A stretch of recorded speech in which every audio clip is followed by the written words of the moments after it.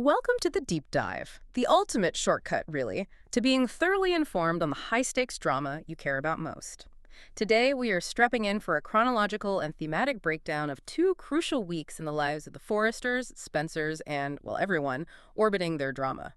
We're talking October 20th through the 31st, a time period that writers use to build maximum tension. Yeah, and this isn't just, your everyday drama. This is the pressure cooker leading directly into November sweeps.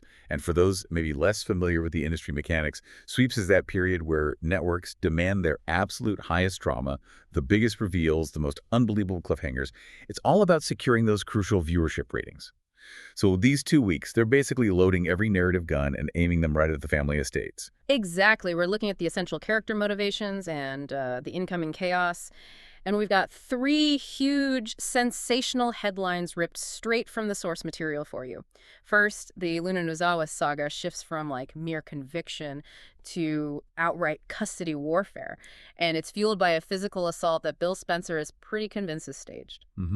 And secondly, something actually kind of refreshing for a change. Liam Spencer, the king of emotional waffling, he's described in our notes as being completely smitten with hope. That signals massive push toward reunion and maybe puts his perpetually tortured existence on the back burner, for now at least. Okay. And finally, the tenuous stability of Deacon and Sheila's marriage. It seems like it's about to shatter.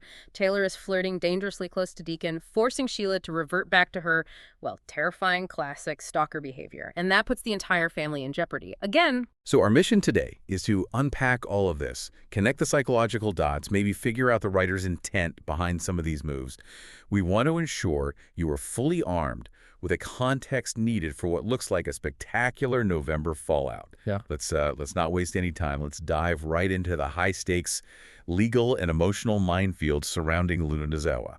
All right, so the first thing that really sets the tone for this whole 2-week period is the unexpected, pretty dramatic return of Steffi Forrester. She and the kids, Hayes and Kelly, they just show up at home, catches Finn completely by surprise.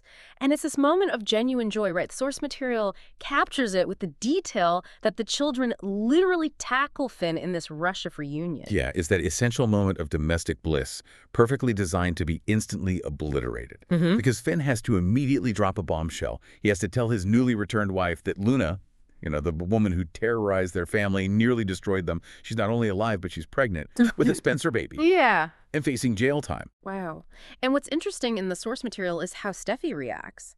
It's described as sort of dual. She's not just angry. She's also terrified. She looks both, And her fear immediately requires comfort from Finn. This isn't just about justice for her. It's about recognizing this ongoing, almost existential threat to her family's peace. Right. And that fear quickly cycles into something much more recognizable, vintage Steffi. By Tuesday, that terror hardens into this ironclad vow, vengeance and protection. Steffi is absolutely determined that Luna will not be allowed to use this pregnancy, this child, as some kind of tool for freedom. And this isn't just moral posturing. It's a direct response to her history with Luna's past actions, which threaten the very fabric of her family. And that's the key, isn't it? This isn't a new emotion for Steffi. We've seen her in this mode before, protective, fierce, unrelenting, whenever anyone threatens her kids or her relationship with Finn. Think back to her past confrontations with Sheila. She has a zero-tolerance policy, this vow that she'll do whatever it takes to ensure Luna stays locked up for life. That's a direct sign Steffi is reverting to her most powerful, proactive state. She sees Luna as a perpetual, ticking time bomb. And she follows through immediately by aligning the power players. She sits down with Ridge and Taylor, tells them she had to confront Luna. This isn't just some casual update. This is Steffi signaling, I'm back, I'm in the center of the action, and we're directing family resources toward this new battle. She's making sure the entire Forrester contingent is unified against Luna and, frankly, her attempts at manipulation.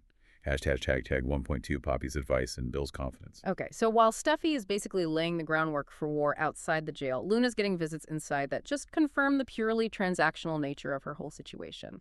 Monday sees this crucial jailhouse visit from Poppy Nozawa. Poppy, right. Luna's biggest, and you could argue most destructive, influence. And her advice here, it's completely devoid of morality. It's pure financial calculation.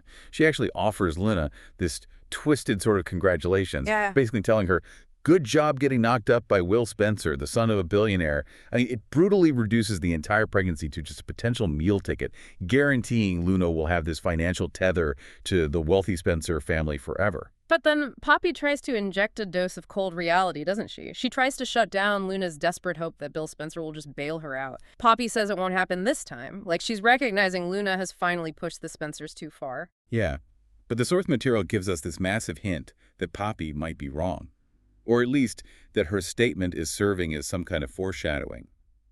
The notes explicitly flag the ambiguity, stating that Bill's resolve remains to be seen.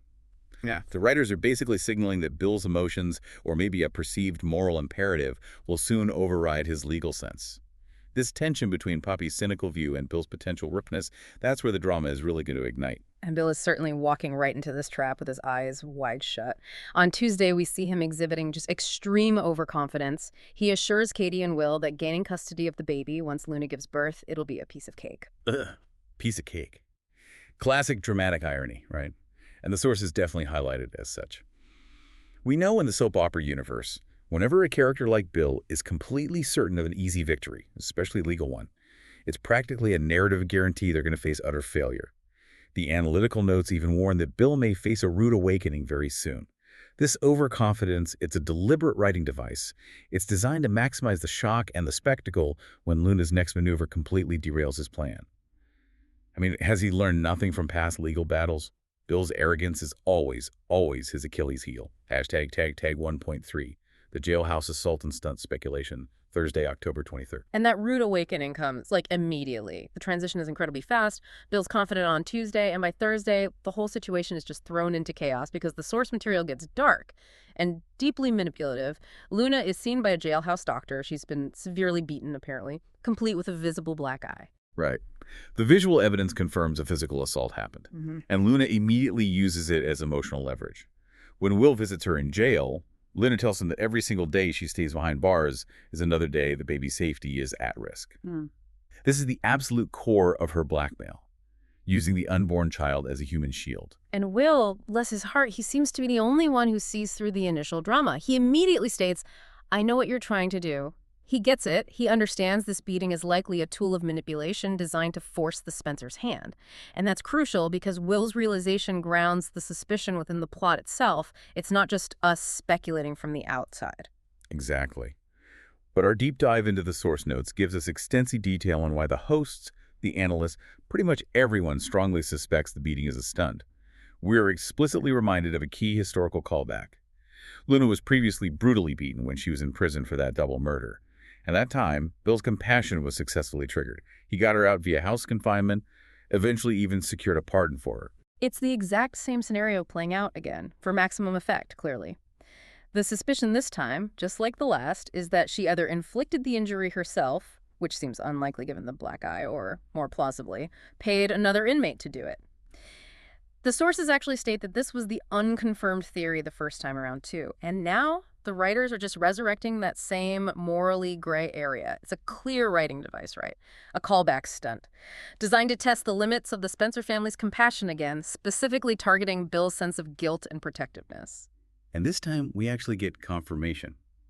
From Bill himself, this is the smoking gun. Bill tells Will, Liam, and Katie that Luna did this on purpose, directly referring to the assault situation. So Bill knows he's being manipulated. He knows it's a staged assault meant to pull at their heartstrings and, crucially, use the baby's safety as this high-stakes bargaining chip. But knowing she did it on purpose doesn't stop the legal and moral complexity of having a pregnant woman subjected to violence while technically under their influence, Right. The genius, or maybe the horror of the manipulation, is that even though Bill knows it's a stunt, the potential consequence, the baby being harmed, is still very real. Hashtag 1.4, the fallout and potential escape routes, week 2. And this realization that Luna is willing to potentially stage violence against herself, it has immediate and severe ripple effects, particularly for Elektra, Will's girlfriend. On Thursday, Elektra has this painful realization. Because of this child, she and Will might be dealing with Luna forever, even if Luna stays locked up. Elektra finds this ongoing, perpetual connection, a connection born entirely of manipulation, distasteful. I mean, her relationship with Will is now just perpetually haunted by Luna's existence. Yeah, that's rough. Meanwhile, Steffi's return home during the week of October 27th to 31st is completely tainted by this whole development. She's happy to be home with Finn, obviously, but the fear that Luna might somehow manipulate her way out of jail is constant. It puts her and the children at risk of Luna's continued influence, or worse. Finn and Steffi remain completely united on this. The primary goal is keeping Luna behind bars, period. But Luna is absolutely relentless. Throughout week 2, the source material confirms she continues pulling stunts behind bars. She's desperate to force her way out. The speculation is she's escalating, trying to genuinely terrify the Spencers into believing she will be beaten again, or worse, maybe beaten into a miscarriage if she stays in prison. It is a masterful, horrifying display of emotional blackmail targeting the vulnerability of that unborn child. Okay, this brings us to the ultimate dramatic pressure point, doesn't it? And the compromise suggested in the sources. The question becomes, how do you neutralize the blackmail and protect the child without giving Luna the exact leverage she craves? And this leads to the major high-stakes compromise floated, maybe surprisingly, by Katie. Right. Katie, who's often the voice of reason and compassion in these situations, might encourage Bill to get Luna out on temporary house arrest, but the terms are incredibly specific. This house arrest would only last until the baby is delivered, after which she would be, and I quote, tossed back behind bars. Wow, okay, that is a massive high-risk, high-reward gambit. If they grant her temporary freedom, even under controlled house arrest, yes, it relieves the immediate threat to the child, it satisfies their conscience maybe, but it simultaneously gives Luna exactly what she wants, proximity to the Spencer family, along with potentially more freedom to plan her permanent escape or cause other chaos. It feels like a necessary evil that Bill will likely regret the very second Luna steps foot onto Spencer property. Oh, absolutely. And it perfectly sets up the next act, doesn't it? Luna will inevitably use that temporary freedom no matter how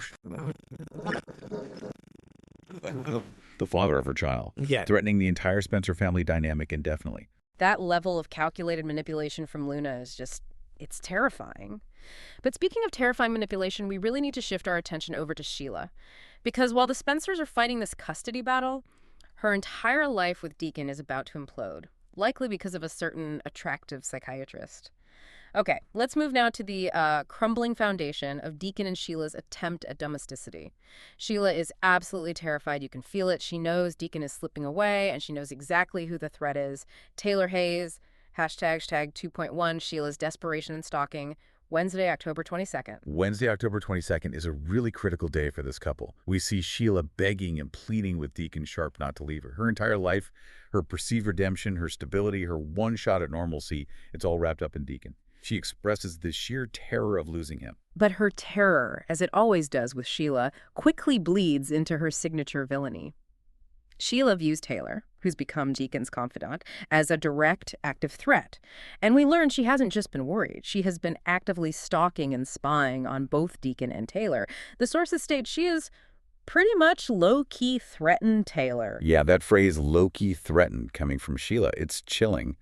Knowing her history, even a low-key threat probably means she's been hovering, watching, maybe leaving subtle but deeply unnerving reminders for Taylor about the danger she's in by getting close to Deacon. Sheila doesn't really do subtlety unless it's specifically designed to mentally wear down her target. Deacon, meanwhile, is just completely stuck in the middle of this. He knows he can't trust Sheila. I mean, history is way too long and way too brutal, and the source material says he is currently not interested in reconciling with her at all. Simultaneously, it emphasizes that in this exact time frame, he's getting more and more attracted to Taylor. The contrast is just palpable, isn't it? Taylor offers light and stability. Sheila offers chaos and this desperate, clinging need. Hashtag 2.2 Taylor's role as confidante. Thursday, October 23rd. And Taylor, well, maybe she's acting initially with good intentions, as a psychiatrist and a friend, or maybe not. But she steps right into the role of confidant on Thursday, October 23rd. She's giving Deacon advice about his marriage to Sheila. Is she being naive here?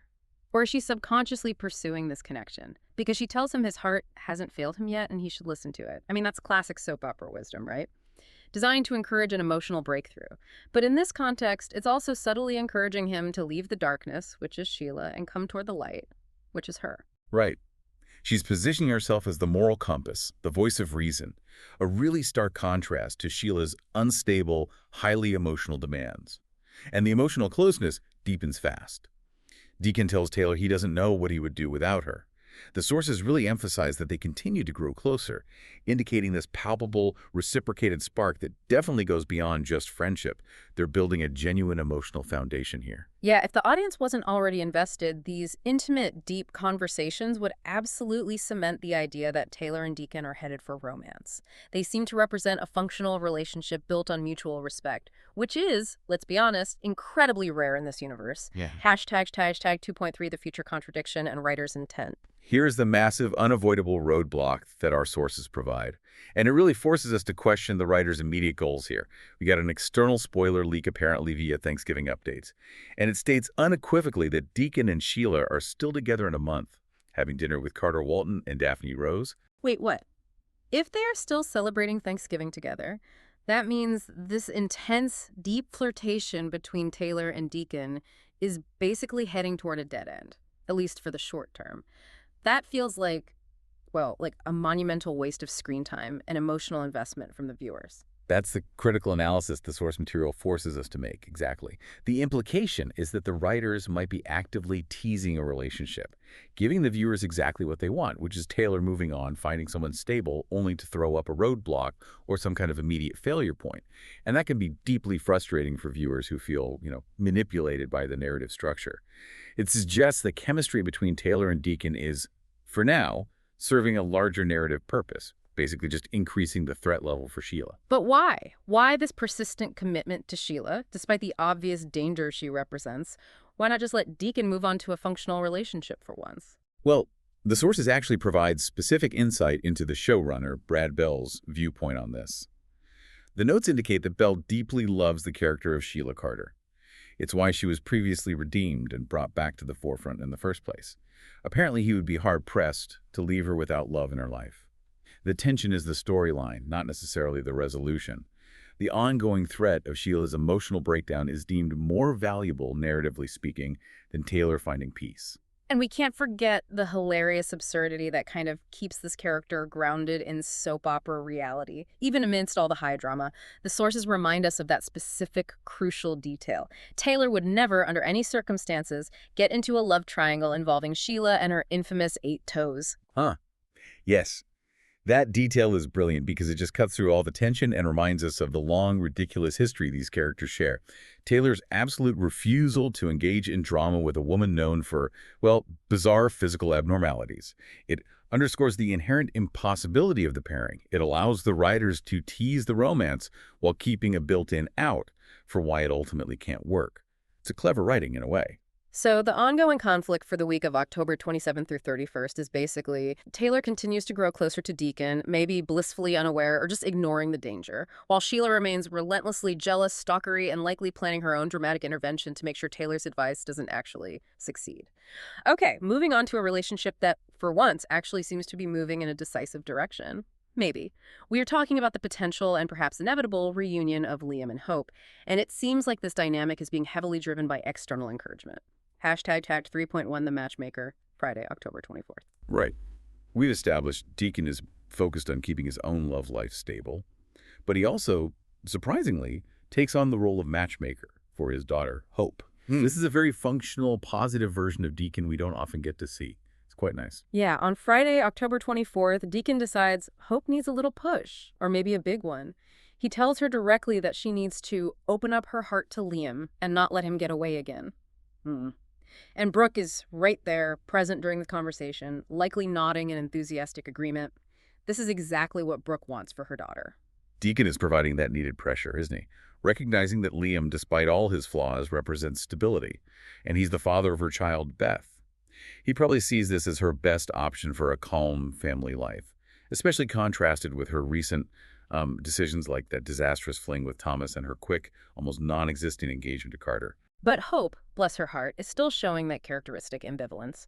She seems to be processing the aftermath of her recent, maybe rash decisions. She tells her parents she just doesn't know what the future holds for her and Liam. Is this genuine indecision, or is she just hesitant after making so many mistakes lately? The source material seems to suggest she's simply trying to reconcile her recent volatile choices with the desire for the comfort and familiarity Liam offers. Hashtag 3.2 Liam's clear intentions. And this internal struggle from Hope stands in really stark contrast to Liam's absolute clarity, which, let's be honest, is rare for the character. This week, Katie talks to Liam. She's kind of acting as a surrogate questioner for the audience, really. Okay. And she asks him the critical, defining question. Does he actually want a life with Beth and Hope? And the answer is just profound confirmation. Liam offers this definitive nod. His intentions are completely transparent. This is not the waffling, half-hearted Liam we're so used to seeing caught between two women. The source material uses that brilliant, definitive descriptor. Liam is completely smitten with Hope. Yeah, that word smitten, it's significant. It implies a sense of enchantment, a clear purpose that has often been absent when he's been torn between Hope and Steffi. It suggests Hope is currently occupying all of his focus, making the path forward for a reunion incredibly clear. Really, it's only Hope's ambivalence that stands in the way at this point. So this high level of emotional commitment from Liam, combined with Deacon's active encouragement, it means the narrative dominoes are pretty much set to fall quickly in favor of a reconciliation. Hashtag tag tagged 3.3, the return to normalcy. And Steffi's return to work the following week acts as the perfect moment for both corporate and social catch-up. She finds out the current relationship status update, learning that crucial detail. Hope is not engaged at Carter anymore. For Steffi, this eliminates a potential competitor, maybe simplifies the overall emotional chessboard in her mind. Right. This relationship update, combined with Liam's confirmed desire, completely clears the path. With Hope no longer attached to anyone else and Liam clearly, well, smitten, the future potential is obvious. The sources even tease that we could see Hope and Liam out on a date soon, which would mark the dramatic end of this temporary separation and the return of one of the show's central, albeit perpetually complicated, couples. It's the return to status quo, which, always makes for good, comfortable drama. Okay, but we absolutely cannot forget the corporate side of the drama, which, while often secondary to the love triangles, always provides those really high stakes regarding power, money, and legacy. And this plot line centers around RJ, who's referred to as D or Deke in some of our source notes, and his highly secretive relationship with Remy Price, who's sometimes called Ray in those same notes. Right. Let's just clarify for everyone listening. Deke is RJ, the young designer, Ridge's son. And Ray is Remy, his romantic partner. We'll stick with RJ and Remy going forward. This entire plot line is just an absolute ticking time bomb, because the foundation of RJ's dream job rests on this massive secret. Hashtag tag 4.1, the secret relationship. Wednesday, October 22nd. So on Wednesday, October 22nd, we see RJ again pushing Remy about their secrecy. He's asking basically, why can't they be open about dating at Forrester Creations? This is the classic secret relationship conflict, Yeah. But the stakes here are tied directly to corporate survival and reputation, not just personal feelings. And Remy's response confirms the danger. And it shows he's prioritizing RJ's future above everything else. Remy reassures RJ, telling him, "Don't worry about me, it's all about your future." Then he kisses him and sends him off to work. Remy is clearly taking the burden of the secret and probably the guilt to protect RJ's career, which is so directly linked to Ridge's approval and the Forrester legacy. And the reason Remy is so protective isn't just because of some standard corporate policy against dating coworkers. It's because the secret is far darker than just a simple romantic entanglement. It is tied directly to Remy's past, and specifically, some kind of harmful deed he committed against a key figure in the Forrester orbit. Hashtag 4.2, the job risk and the hidden deed. Yeah, the source material is very explicit about this. The moment RJ even mentions Remy's name at work, RJ's dream job designing for Hope for the future will be at risk. This is defined as a big, hairy deal, because the conflict isn't just about the relationship itself, it's about what Remy did in the past, specifically to Electra Forrester. Right. We need to unpack who Electra Forrester is and why Remy's action against her matters so much. Electra is an important, though often off-screen, member of the Forrester extended family. So an action against Electra isn't just a personal slight. It's perceived as a corporate threat, an attack on the family. We're speculating here, based on the source's severity rating, big hairy deal, that Remy's hidden deed likely involves something substantial, maybe a corporate transgression, intellectual property theft, embezzlement, corporate sabotage, something that seriously affected Electra's standing or wealth within the Forrester structure. Okay, if that's the case, then Remy's insistence on secrecy makes perfect sense. He's desperately trying to protect RJ from the fallout of his own past actions. And the sources warn that if Remy doesn't tell RJ what he did to Electra, if he doesn't get out in front of it, the situation will become 9 times as messy and soapy. That phrase, 9 times as messy, is critical.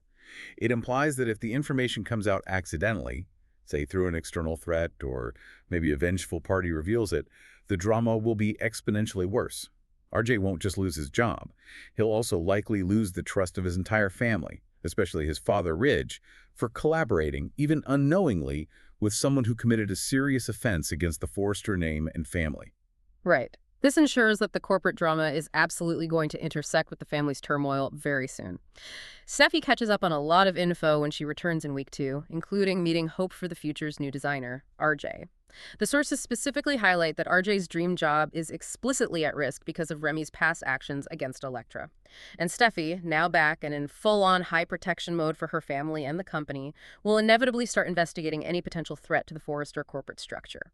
That puts her on a direct collision course with RJ and Remy's secret. It's exactly. The corporate tension here serves as this great dramatic counterbalance to all the volatile personal drama. While one group is fighting over a baby and potential jail time, the other is fighting over the family legacy and the very foundation of Forrester Creations itself. It's high stakes all around. #tag outro. So, wow. We've covered an astonishing amount of emotional weight packed into just 2 weeks there. We've seen Steffi vow revenge, custody warfare erupt, fueled by Luna's willingness to potentially stage a beating against herself for leverage. Just incredible manipulation. We've watched Sheila devolve into desperate stalking as Taylor gets maybe dangerously close to Deacon. And we've seen Liam finally gain the clarity he needed to pursue Hope wholeheartedly, or at least he thinks he has. It's intense stuff, and the quality of the performance is definitely being recognized. We should point out the recent Emmy recognition. Lisa Yamada, who plays Luna Nozawa, actually won Best Emerging Talent. That really underscores the high caliber of acting driving this intense and manipulative custody storyline. It shows the writers are betting heavily on the emotional payoff of Luna's schemes, and the actress is delivering. Also, just a quick note for the faithful viewers of the greater soap universe. Remember that Ridge Forrester has a crossover appearance on Beyond the Gates on October 24th.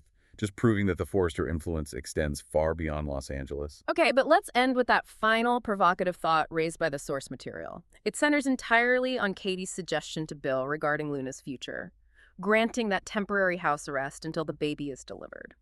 We know Luna is willing to stage violence to manipulate the Spencers, so if she is granted this temporary freedom, even under surveillance, does that truly give her more leverage and pose a greater risk for everyone involved, especially thinking about the children, like Hayes and Kelly, that Steffi is trying so fiercely to protect? Yeah, I mean, giving the Fox access to the henhouse, even temporarily, is always a massive risk, isn't it? We have seen what Luna can do from behind bars. Just imagine the chaos she could sow with even limited freedom and that crucial proximity to Will and the entire Spencer network. Is this temporary compassion a necessary move for the baby's health and safety? Or is it the catastrophic mistake Bill will regret the absolute moment that baby is born? The Spencers are trying to buy time, trying to manage an impossible situation, but they might just be handing Luna the keys to their future misery. Definitely something for you to consider as you watch these incredibly intense next 2 weeks of chaos unfold. Thank you for joining the Deep Dive.